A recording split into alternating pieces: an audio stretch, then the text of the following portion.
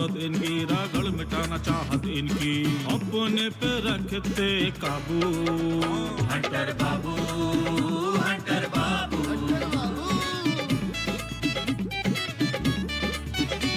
और करके आए थानेदारी, अब तो केवल खेती बाड़ी। जय जवान की, जय किसान की, अजब गजब का इनका जादू, लगे ठहाके खुल के हंसते।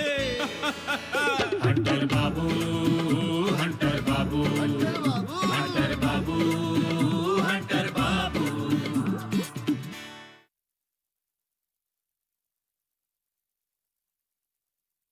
लगता है यहाँ तो शिकवा शिकायत का सीन चल रहा है भाई। अरे वाह, लगता है आपका भी मखनी जी की तरह तीसरा नेत्र खुल गया है। आपको सब कुछ समझ आने लग गया। भाई हम औरतों के पास ये तो दिव्य शस्त्र होता है। तभी तो हम कितनी देर से घायल पड़े छटपटा रहे हैं। इसमें जमीन के कागज हैं क्या? जी वही है, ये लीजिए। चलिए बैठ के बताइए। बैठिए, आप भी बैठिए। आप बताइए। उसने फोन पर फिर से धमकी दी है क्या? नहीं, बस फोन किया था, कुछ बोला नहीं। वही अननोन नंबर का फोन था। हाँ वही था, लेकिन अब तो किसी का भी फोन आता है तो लगता है उसी का फोन होगा। फोन की घंटी बजती है और मन थरथरा जाता है। प्रणाम आंटी। खुश रहिए। आओ आओ। जी। मखनी जी आपसे कुछ पूछ रही थी।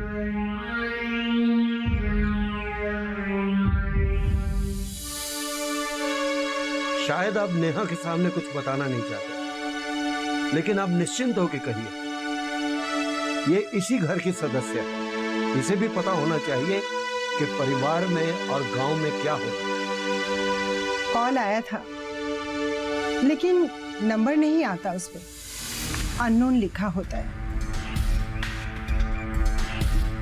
सच बताएं, कॉल आता है तो वो बात नहीं करता, इतनी गहरी गहरी सांसें लेता है कि डर लगने लगता है। उसकी सांसों की आवाज से पता चलता है जैसे वो बहुत गुस्से में है। हम उसके सामने होते तो वो हमें कच्चा चबा जाता। ये कहीं वो मोबाइल फोन स्नैचर तो नहीं है? लेकिन मोबाइल स्नैचर वाले का डिटेल्स तो आप लोगों ने लिया था ना? हाँ हाँ, डिटेल तो हम लोगों ने लिया था, लेकिन ये कुल्हड़िया वाली जो बता रही हैं उसके हिसाब से तो वो ज्यादा ही खूंखार लग रहा है। लेकिन वो स्नैचर तो लड़के थे बेचारे, वो इतना खूंखार नहीं है। वैसे भी हमें नहीं लगता कि वो मोबाइल स्नैचर फोन कर रहा होगा। हमें तो लगता है ये कोई बहुत शातिर बदमाश है। जो भी हो, ऐसे लोगों का खेल ज्यादा दिन तक नहीं चल सकता। वो बहुत जल्द कानून की गिरफ्त में होगा। हंटर बाबू, जल्दी से जल्दी कोई उपाय कीजिए। हम तो अब रास्ते में भी चलते हैं तो हमें डर लगता है।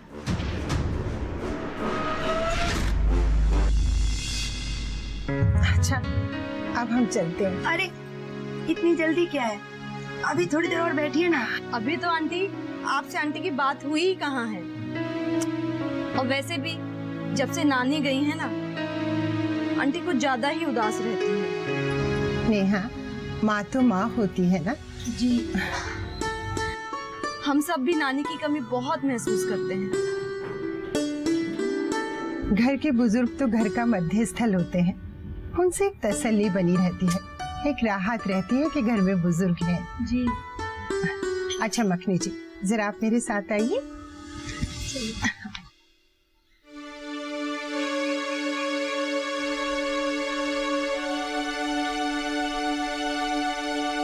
बैठो बेटा। जी अंकल। अंकल आंटी बहुत डर गई हैं। नेचुरल है बेटा। इनका मोबाइल नंबर सर्वेलांस पे डाला था ना? जी, मुझे अवतार से बात करनी होगी। आप चिंता मत करिए, वो कुछ नहीं समझ पाएगा। ओके। अंकल आती हूँ मैं।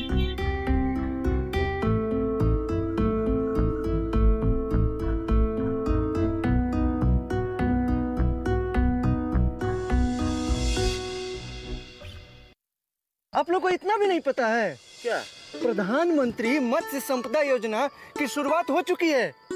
अरे भैया ये तो मालूम है हमें। इसके बारे में तो एक ऐप भी लॉन्च हुई है ना।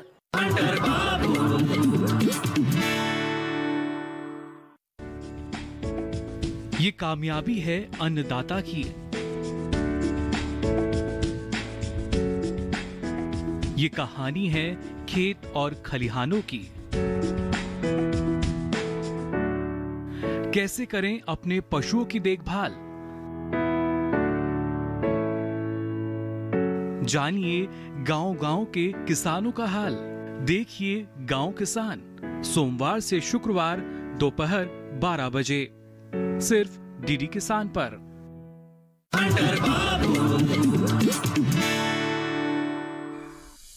भाई साहब, तुमसे अगर मिलना हो ना तो कहीं भी जाने की जरूरत नहीं है, सीधा इन हरी लहलाती फसलों के बीच में आ जाओ, तुम्हारे दर्शन हो जाएंगे।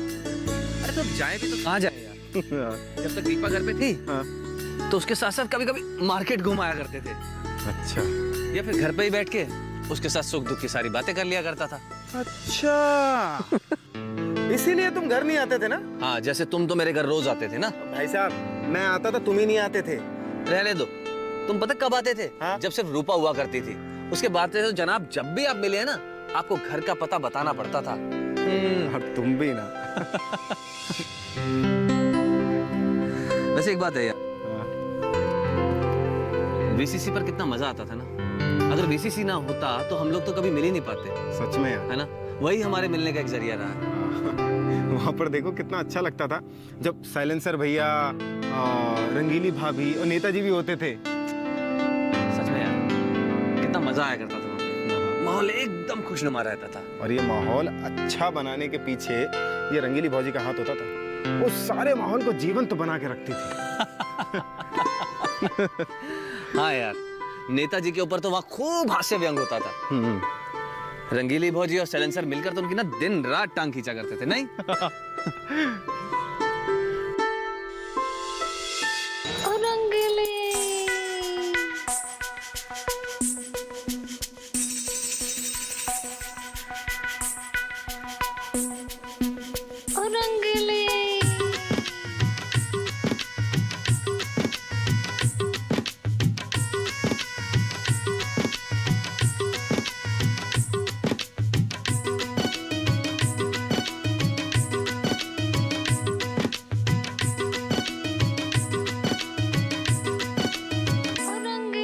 नेताजी, बीच बीच में कहाँ बिला जाते हैं आप? देखिए गांव गली सब कैसे सूना हो जाता है हमरा। गांव गली उदास होता है या तुम भौजी? हम काहे उदास होने लगे भला? हम तो कह रहे हैं कि नेताजी बीच बीच में आते रहते हैं तो थोड़ा गांव गली का समाचार मिल जाता है, लेकिन तुम लोग हो ना। क्यों? नेताजी अखबार में काम करने लग गए हैं क्या? हम तुमको एक बात बोले क्या? तुम तो बकलोल के बकलोल ही रहोगे। क्यों? अरे नेताजी देश प्रदेश घूमते रहते हैं, मंत्रियों से मिलते रहते हैं, इन्हें तो सारी की सारी खबर रहती है। अखबार में बाद में छपता है, इनको पहले खबर मिल जाती कि माजरा क्या है। अब यूँ समझ लो कि जैसे हम बासी रोटी खाते हैं ना, वैसी बासी खबर भी पढ़ते हैं। लेकिन इनका नाम तो हम अखबार में कभी पढ़े ही नहीं। अब हम क्या करें, तुम अखबार नहीं पढ़े थे। ये लीजिए चाय। अरे रंगीली, कभी कभी हमको भी कॉफी के लिए पूछ लिया करो। खाली ये नए लड़के लोग को ही कॉफी पिलाओगी क्या? अरे दिल्ली में तो हम कॉफी ही पीते हैं। ये बात तो आपको पहले बताना चाहिए था हमको। अरे वहाँ बड़ा बड़ा कॉफी हाउस है, देखोगी तो चक्कर गिरने जैसे घूम जाओगी। तो कभी हमको कहीं नहीं लेके चलते हुआ? अरे कहाँ डाली हो दिल्ली भौजी? ये तुमको गीली कहाँ से लग रही है बे?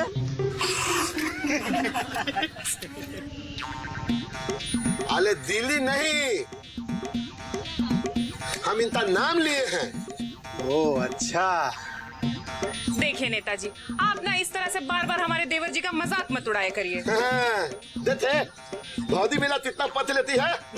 रंगीली के बारे में सबका यही भरम है।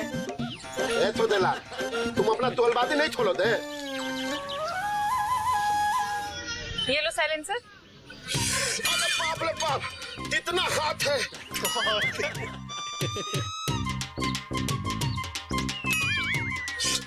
क्या कितना हाथ है?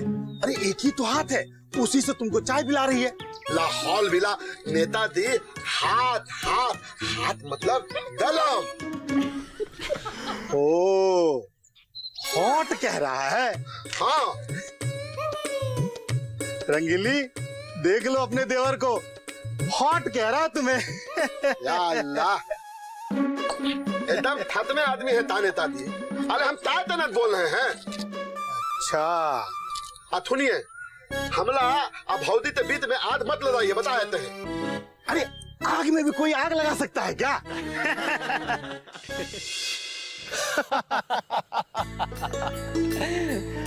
जाने कहाँ गए वो दिन, तुमको ना भूल पाएंगे। जानते हो अवतार, हर अच्छे और बुरे दिन का अपना एक चक्र और इतिहास होता है। पता है, तुम किसी एक को छोड़कर दूसरे को याद नहीं कर सकते। जब भी अगर तुम किसी को याद करते हो तो दोनों को साथ में करना पड़ता है। खैर ये बताओ, तुम्हारी पढ़ाई की तैयारी कैसी चल रही है? अच्छी चल रही है यार, लेकिन पढ़ाई के साथ साथ करंट अफेयर्स के बारे में भी अप टू डेट रहना पड़ता है। अभी आजकल वो सरकार की एक नई स्कीम आई है, उसके ऊपर रिसर्च भी कर रहा हूँ। तुम प्रधानमंत्री मत्स्य संपदा योजना की बात तो नहीं कर रहे? हाँ वही। अरे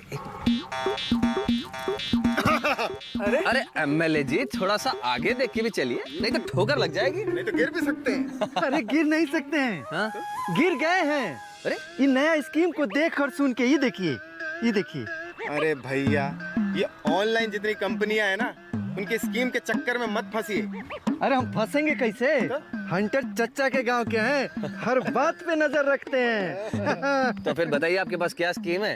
अरे आप लोग को इतना भी नहीं पता है क्या? प्रधानमंत्री मत्स्य संपदा योजना की शुरुआत हो चुकी है। अरे भैया ये तो मालूम है हमें, इसके बारे में तो एक ऐप भी लॉन्च हुई है ना। अच्छा हाँ हाँ, ये तो हम पढ़े ही नहीं। नहीं पता लो भाई। हाँ भैया, प्रधानमंत्री मत्स्य संपदा योजना के साथ साथ ई गोपाला ऐप भी लॉन्च किया है, जो किसानों को प्रत्यक्ष उपयोग के लिए नस्ल सुधार, बाजार और सूचना का पोर्टल है। अच्छा, मत्स्य पालन क्षेत्र और सहायक गतिविधियों को 55 लाख प्रत्यक्ष अप्रत्यक्ष रोजगार देने का लक्ष्य रखा है सरकार ने। अरे भैया, इस योजना से मछुआरों और मत्स्य किसानों की आय दुगनी हो जाएगी। अरे बाप रे, हम जाते हैं अभी डमरू भैया को बताते हैं। ठीक है, चलिए चलिए चलिए, चलते चलिए चलिए। अरे आगे देखिए। अरे हम आगे देख रहे हैं भाई, इतना बढ़िया योजना है। अरे डमरू भैया, अरे कहाँ है? अरे बहुत बढ़िया योजना। एक बात तो है अवतार, भैया, डमरू भैया के आ जाने से कहाँ है? ये अपना एमएलए भी खेती पर ध्यान देने लगा है। बहुत ज्यादा, सच में है ना? देखो कितने खुश है। बहुत ज्यादा।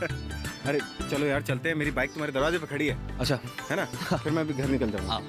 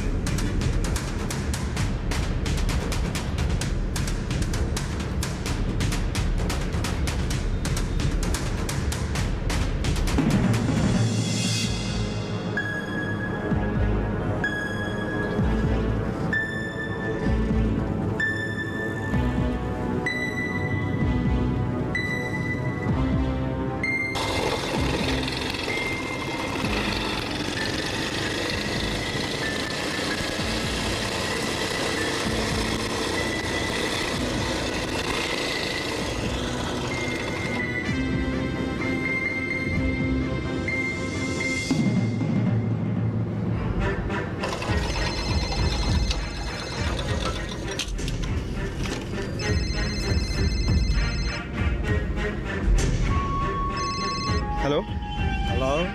हाँ पापा, बेटा तुम कहाँ हो? बोलिए ना, बस घर ही आ रहा था। हाँ जल्दी आओ। हाँ जी।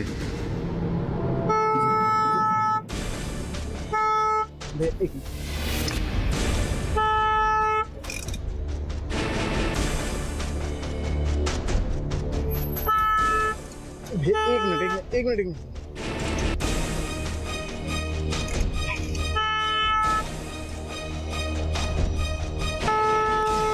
भैया एक मिनट, बस एक मिनट।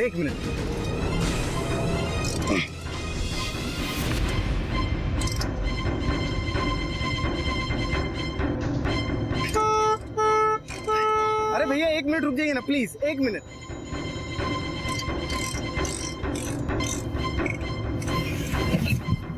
ये तो हंटर का भूत जैसा दिख रहा है।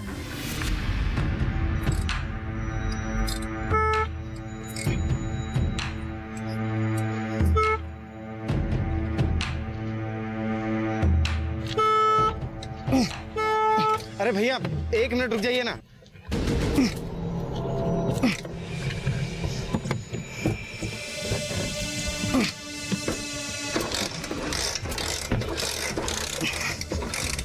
अरे तुम सब तो माथा खराब हो गया है क्या?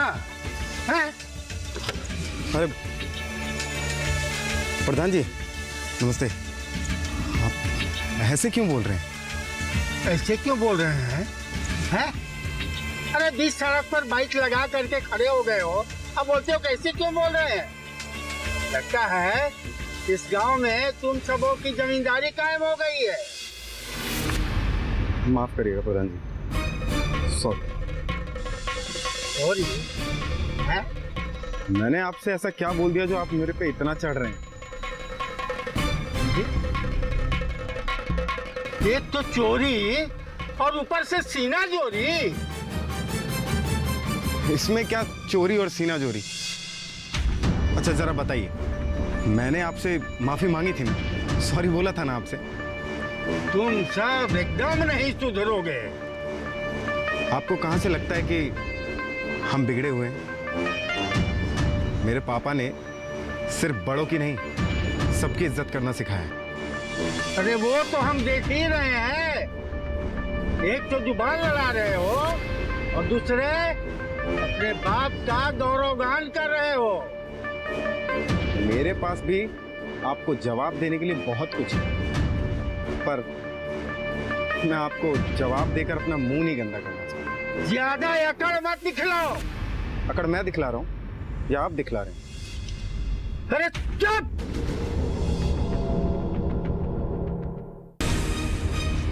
तुम्हारा बाप किसी का सम्मान नहीं करता है तो तुम क्या करोगे?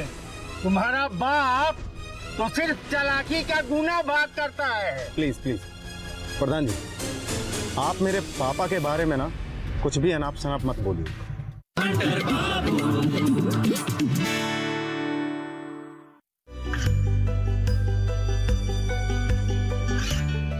गांवों और पिछड़े क्षेत्रों में सरकारी योजनाओं की जानकारी पहुंचा। देश में कौशल और क्षमता विकास कर ग्रामीणों को सामाजिक बदलाव और विकास से जोड़ने की दूरदर्शन किसान की पहल चौपाल चर्चा देखें सोमवार से शुक्रवार सुबह 9 बजे।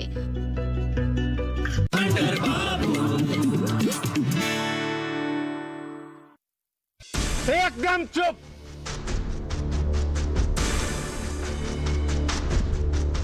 ज्यादा अकड़ मत दिखलाओ। अकड़ आप दिखा रहे हैं और बेलगाम होकर पता नहीं क्या क्या बोले जा रहे हैं। अरे मैंने कहा ना चुप हो जाओ। आप मेरे बड़े हैं और मैं आपका सम्मान करता हूं।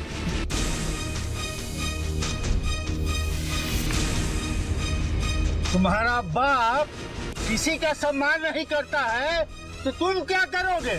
तुम्हारा बाप तो सिर्फ चालाकी का गुना भाग करता है। प्लीज प्रधान जी, आप मेरे पापा के बारे में ना कुछ भी अनाप शनाप मत बोलिए। क्यों? तुम गई ना असलियत। असलियत? आप अपनी असलियत को मेरे पापा पर थोप रहे हैं। दरअसल जो जैसा होता है ना वो वैसे ही दुनिया को देखता है।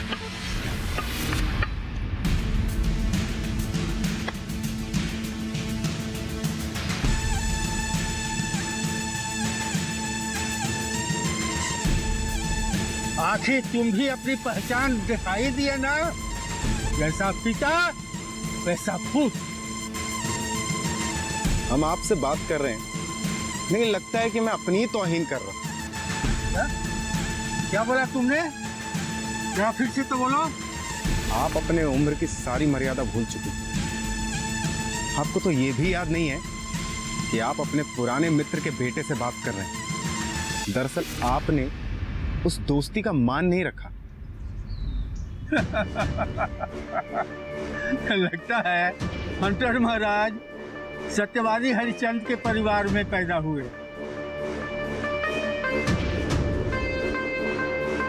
के साथ बात करना तो अपना समय व्यर्थ करने के बराबर है। मेरे पास भी इतना समय नहीं कि हंटर बाबू के बेटे से सड़क पर बात करूं। मेरे पापा का नाम आपकी जुबान पर आने से जितना हो सके ना, उतना बचे। तुम अपने बाप को देवता समझ रहे हो क्या? मेरे लिए मेरे पापा ना मेरे आदर्श हैं।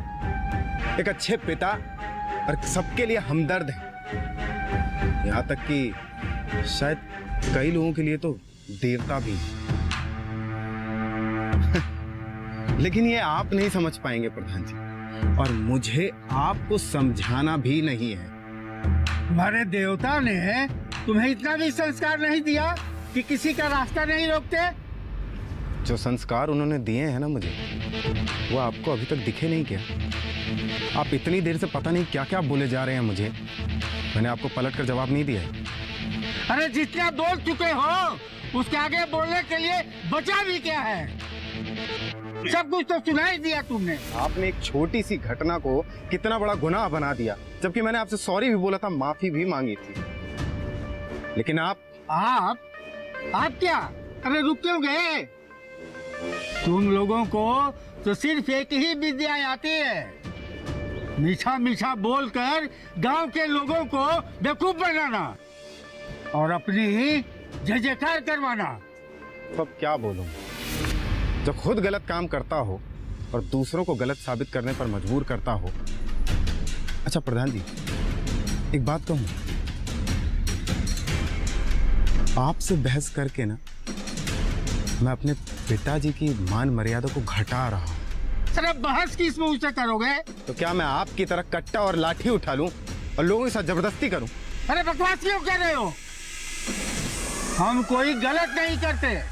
तो इतना समझा दीजिए ना कि अगर आप गलत नहीं थे तो उस दिन आप पंचायत से उठकर क्यों चले गए थे? पंचायत के यहाँ बैठते, उनका फैसला सुनते, जवाब देते, मुंह चिराकर चले क्यों गए थे?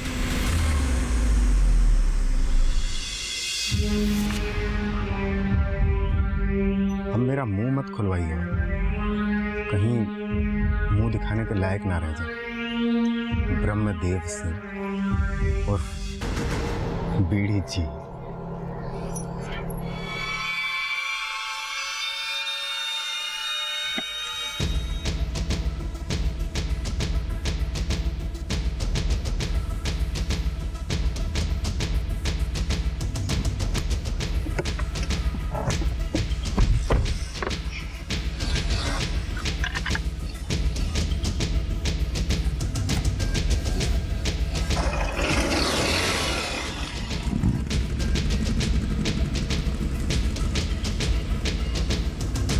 चलो।